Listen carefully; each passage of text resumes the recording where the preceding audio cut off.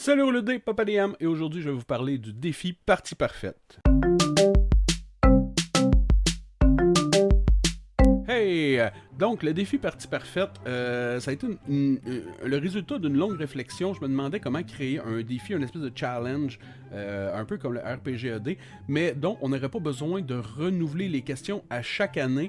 C'est plutôt nous qui allons évoluer et voir la réponse à ces questions différemment. Donc, pendant pratiquement, ça doit faire un an que j'ai des notes d'idées, que je comble un peu les vides à me dire ah, cette question-là serait intéressante, puis tout. Puis ensuite, j'ai shrinké ça pour faire ça en 7 questions, parce que je trouve que sur 7 jours, c'est bien.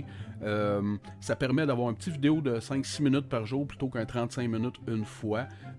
Pour moi, c'est plus facile d'écouter des petits formats, j'aime ça de même, fait que c'est comme ça que je l'ai proposé. Et donc, il y a cette question, et j'ai essayé comme ça d'englober toutes les sphères de ce qui fait qu'une partie pourrait être parfaite. Puis quand je dis créer la partie parfaite, là, c'est que je l'ai écrit un peu sur la feuille, là, mais il n'y a pas de limite à quel point est-ce que cette partie-là peut être parfaite. Donc, pour ceux qui ont envie de participer, qui vont lire les questions, vous allez voir qu'en dessous de chaque question, j'ai mis un peu des sous-questions pour vous inspirer si vous ne saviez pas quoi répondre, pour donner des idées un peu, ah oui, il y a telle affaire que je pourrais aborder ou whatever.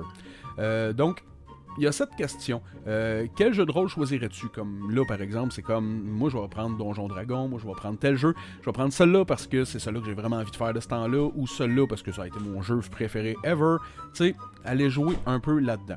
Ensuite, l'autre question, quel est le setting? Ben, c'est parce que même si tu fais du Donjon Dragon, c'est médiéval fantastique, on connaît à peu près le setting, c'est quand même très différent si tu vas jouer dans l'univers de Curse of Strahd que si tu vas jouer dans Dragon Ice à Waterdeep, tu sais.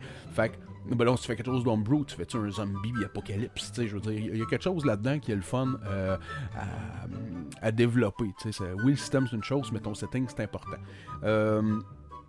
Donc, dans cette question-là aussi, j'ai mis est-ce que vous devez rester sérieux ou si on accepte les jokes de pète, en fait. C'est surtout ça que j'avais envie que vous réfléchissiez à. C'est quoi j'aime bien, parce que d'une game d'horreur, ça peut être cool, tu sais, mais si tu te mets à faire des jokes d'une game d'horreur, ça brise l'ambiance assez vite. Donc, c'est quoi tu veux, c'est à quoi tu t'attends dans ta partie parfaite.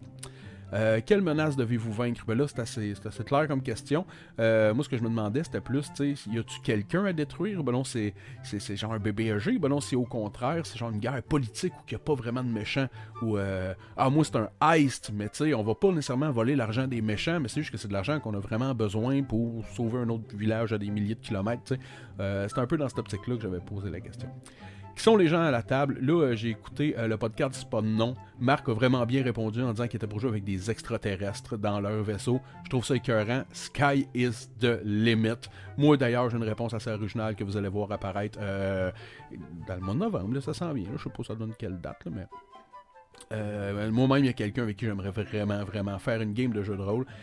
Comment long c'était parti? Ben, pour ceux qui ont catché, c'est un clin d'œil à François Letarte, cette traduction de How long do your game last? Je crois que c'était pas cette année, l'autre avant dans le RPG D. Il y avait traduit ça de même, j'avais trouvé ça bien drôle. Puis How long do your game last? Je comprends très bien, mais comment long sont tes parties? Je ne peux pas ne pas rire à ça. Fait que je me suis dit, ah ouais, on l'écrit de même. Je trouve ça drôle, puis je suis mon meilleur public.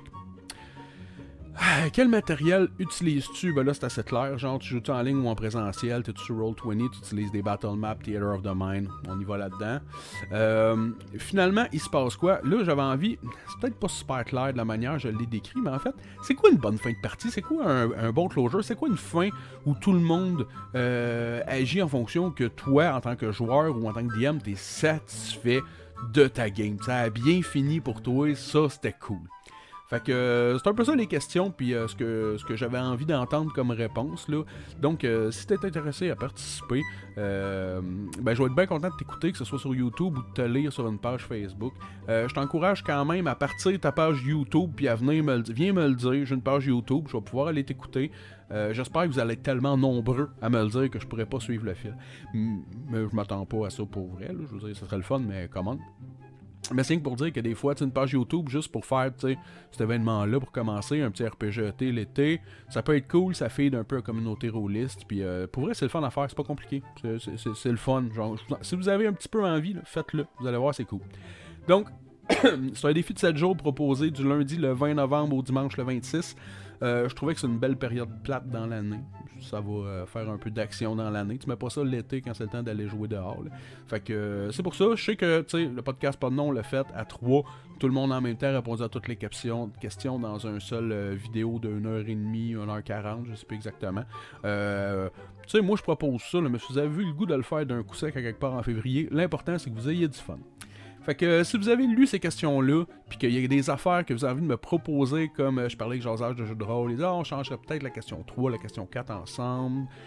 S'il y a des affaires que vous trouvez pas claires, si vous trouvez une faute d'orthographe, c'est pas ma force, puis je me suis forcé, mais s'il reste quelque chose, écrivez-moi, Messenger, Facebook, email.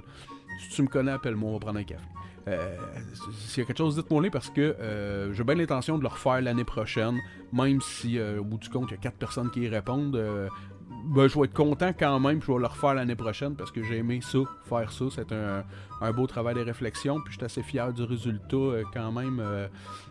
Ça a été long, puis j'ai abouti à quelque chose. Je suis content d'avoir abouti à quelque chose. So that's it, les roulettes de dés. Amusez-vous avec ça, puis s'il y a quelque chose, on s'en jase. Ciao, bye!